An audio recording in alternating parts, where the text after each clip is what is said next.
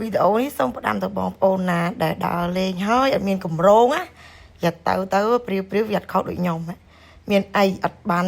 ចាប់បាយហើយថតរូបក៏មិនបានស្អាតទៀតបងប្អូនហើយអាថតមិនបានស្អាតហើយរកកន្លែងស្នាទៅស៊ីចុកហ្នឹងក៏វាមិនឆ្ងាញ់ទៀត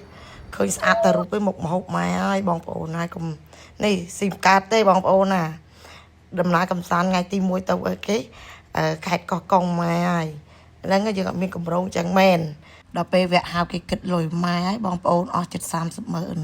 ម៉ែ3 4មុខទេហ្នឹងឲ្យរៀងលើក្រោយអត់ចេះអត់ច្បាស់ហ្នឹង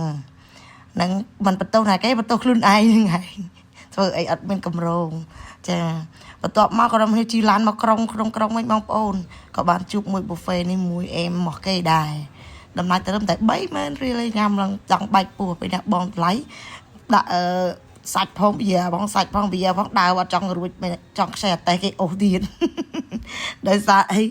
ដាក់ទឹកអងសាច់អងទឹកអងម៉ែnóចង់កាងពោះហើយសួរអីអ្នកលក់អីមានអតេះរុញគាត់ស្មានតែយកអីគេរុញក្នុងត្រឡាយទៅកន្លែងផ្ទះដេកផ្ទះដាក់វិញគាត់សើចអញ្ចឹងហើយខ្លីខ្លាចគាត់សល់អីចង់គេបើសល់មកខាប់$5សាច់គាត់ទៅមានអីពីបងថ្លៃមើលមុខគ្នា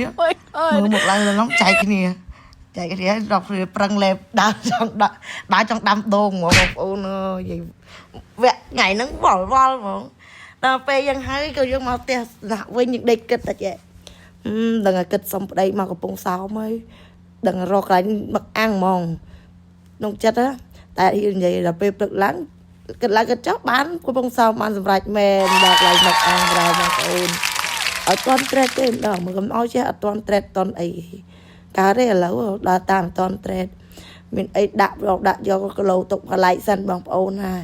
ធម្មតាទេតែយើងដើរញ៉ាំគឺវាឡើងគីឡូហ្នឹងហើយតែយើងកុំញ៉ាំតែដើរតែមើលដើរតែថតវាមិនចេះឡើងទេគីឡូហើយក្តាមនេះអីខ្ញុំតាមមិតម្រងហើយចេះកំងឡាយចាយួនអាពេលមិនអីចាយួនក៏ខ្ញុំខឹងគាត់ដែរតែអត់លើកលេងថ្ងៃបនទៀនអញ្ចឹងមិនខ្ចីលើកបើទៅដល់មែនបដកឡៃគាត់ជាក់ស្ដែងដល់ឃើញមែនដល់មិនទេគាត់អត់លើកមែនក៏សម្រាប់ចិត្តទៅទិញ